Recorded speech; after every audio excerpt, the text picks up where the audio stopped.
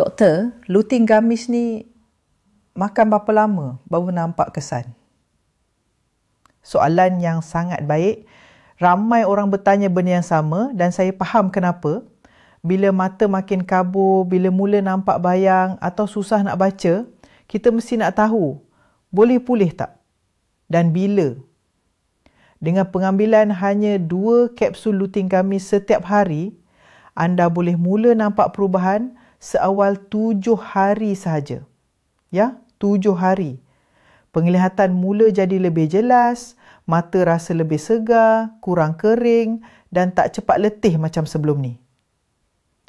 Rahsianya terletak pada formulasi gabungan lutein dan zeaxanthin, 2 nutrien penting yang terbukti menyokong kesihatan retina dan makula mata.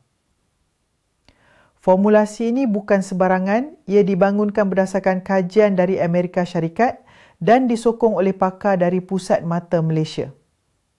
Paling penting, produk ini telah diluluskan oleh US FDA, tiada kesan sampingan dan selamat digunakan oleh warga emas serta pesakit kencing manis. Sebagai doktor, saya sendiri pernah lihat ramai pesakit kehilangan penglihatan kerana mereka tunggu terlalu lama atau tak mampu buat pembedahan. Padahal kalau mereka mulakan lebih awal dengan lutein gamis, banyak boleh dicegah.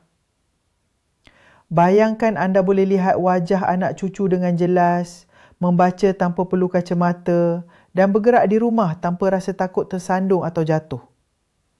Jadi jangan tunggu sampai terlambat. Mulakan dari sekarang. 2 kapsul sehari saja dan insya-Allah anda akan rasa perubahannya seawal minggu pertama.